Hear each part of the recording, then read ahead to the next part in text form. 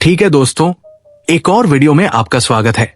Solo levelling ने आखिरकार अपना नया एपिसोड रिलीज कर दिया है और अंदाजा लगाओ, ये सीजन 2 का आखिरी एपिसोड है।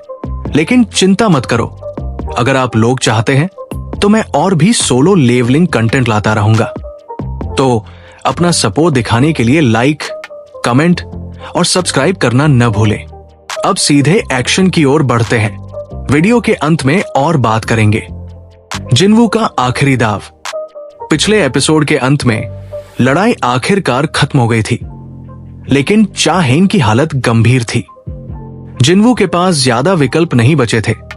वो अपनी शैडो एक्सचेंज एबिलिटी का इस्तेमाल नहीं कर सकता था क्योंकि उसकी सीमाएं थी और उसे अस्पताल ले जाना बहुत देर कर सकता था। तभी उसे एक आइडिया आया। बिना वक्त गवाए उसने कैमरामैन को कैमरा बंद करने का हुक्म दिया।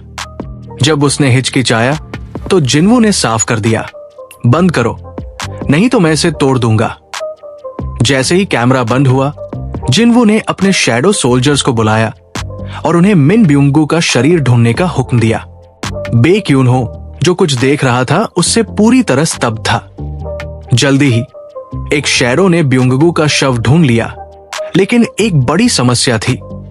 उसका सिर बेरू ने खा लिया था। बावजूद इसके जिन्वू ने शैडो एक्सट्रैक्शन की कोशिश करने का फैसला किया।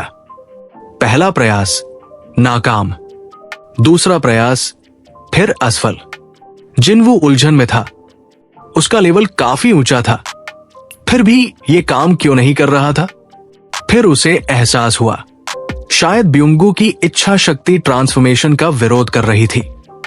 लेकिन जिन्वू हार मानने वाला नहीं था। आखिरी बार पूरी ताकत लगाकर उसने आदेश दिया, उठो। और इस बार ब्यूंगू एक शैडो सोल्जर बन गया, एक पवित्र हृदय वाला सोल्जर। बे क्यूनहो अपनी आंखों पर यकीन नहीं कर पा रहा था। उसने जिन्वू से सवाल पूछा, क्या तुम मरे हुए लोगों को कमांड कर सकते हो? लेकिन जिन्वू जवाब दे पाता उससे पहले कुछ अनापेक्षित घटित हुआ। ब्यूंगू, जो अब एक शैडो सोल्जर था, बिना आदेश के ही चा हेन को ठीक करना शुरू कर चुका था। जिन्वू ने कुछ गहरा महसूस किया। मृत्यु के बाद भी ब्यूंगू का दिल पवित्र ही रहा।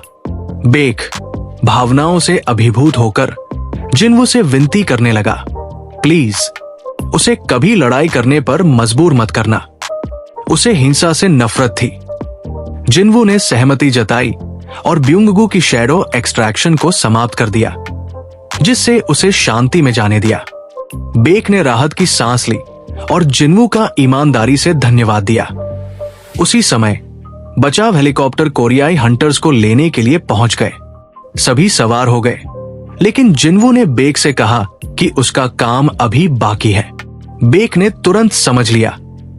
एंड क्वीन का घोंसला अभी भी हजारों चींटियों से भरा हुआ था। जिन्वू ने कैसल अपने शैडो वाइवन को बुलाया और काम को खत्म करने के लिए निकल पड़ा। चींटी सेना के खिलाफ आखिरी लड़ाई। इसी बीच जापानी हंटर्स अभी भी घबराए हुए थे। गोतो रयूजी की भयानक मौत देखने के बाद उन्हें यकीन था कि वे भयावह एंड किंग के सामने नहीं टिक सकते।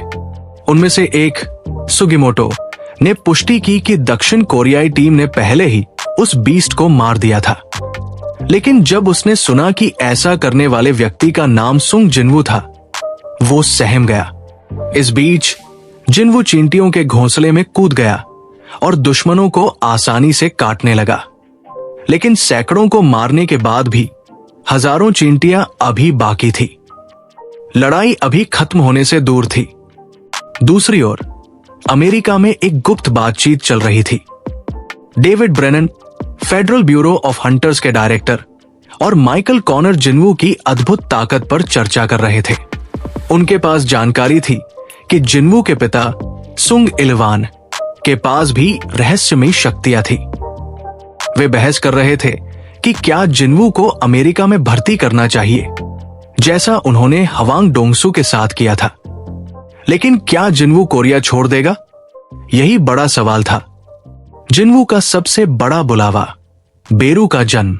लेवल 100 तक पहुंचने के बाद जिन्वू आखिरकार बेरू के शरीर के सामने खड़ा हुआ। उसे पता था कि यह बुलावा मुश्किल होगा, लेकिन उसे कोशिश करनी ही थी। उसने धीरे से कहा, उठो। अंधकार ने चारों ओर से घेर लिया। समय जैसे ठहर गया। जिन्वू ने कुछ पल के लिए कुछ भी महसूस नहीं किया।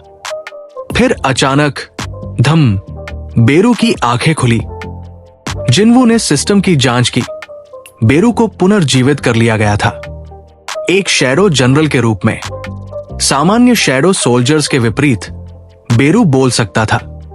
उसने तुरंत घुटनों के बल झुककर जिन्वू से कहा, मेरे राजा, कृपया मुझे एक नाम दे। जिन्वू हैरान था। सिर्फ उच्च स्तरीय शैडो ही बोल सकते थे। उसने कुछ पल सोचा और बर्नार्ड वेबर की लिखी किताब द एंट्स को याद किया। तो उसने उसका नाम रखा, बेरू। बेरू अत्यधिक खुशी से जिन्वू के सामने हमेशा वफादार रहने की कसम खाई। इसके बाद जिन्वू ने एंट क्वीन को पुनर्जीवित करने की कोशिश की, लेकिन जैसे ही उसने ऐसा किया, अराजकता फैल गई। बाकी शैडो चींटियों ने बेकाबू होना शुरू कर दिया। जिन्वू ने महसूस किया कि वो उन पर से अपना नियंत्रण खो रहा था। बेरू ने जल्दी से समझाया, मास्टर, महारानी इस पूरे घोंसले की नेता थी। शैडो के रूप में भी चींटियां स्वाभाविक रूप से उसे मानती है, लेकिन अब चूंकि वो और प्रजन नहीं कर सकती, उसकी शक्ति कमजोर है। जिन्वू ने समझ लिया, एक महारानी जिसके पास शक्ति ही न हो, वो बेकार है। बिना देर किए उसने उसकी पुनर्जीवित प्रक्रिया को समाप्त कर दिया। एंट क्वीन हमेशा के लिए खत्म हो चुकी थी। इसके बाद जिन्वू ने अपनी अगली चुनौती का सामना किया, 4000 बची हुई चींटियां। बेरू, क्या तुम उन्हें संभाल सकते हो? जिन्वू ने पूछा। बेरू मुस्कुराया, बस आदेश दीजिए मेरे राजा। दुनिया देख रही थी, दंग थी। जैसे ही बेरू ने बची हुई चींटियों का सफाया किया, पूरी दुनिया हैरान होकर देख रही थी। यहां तक कि चीन में टॉप हंटर लियू झिगांग ने इस लड़ाई को देखा और चकित हो गया। उसने इच्छा जताई कि वो खुद जिन्वू से लड़ सके। इसी बीच महासागर के पार थॉमस आंद्रे, अमेरिका के सबसे ताकतवर हंटर और स्कैवेंजर गिल्ड के नेता, ने भी ध्यान दिया। चूंकि हवांग डोंगसू उसकी गिल्ड का हिस्सा था, अगर जिन्वू ने कभी उसके खिलाफ कदम उठाया तो थॉमस आंद्रे दखल देगा। एक बड़ा तूफान आने वाला था। जेजू द्वीप की रेड आधिकारिक तौर पर पूरे 2 दिन चली।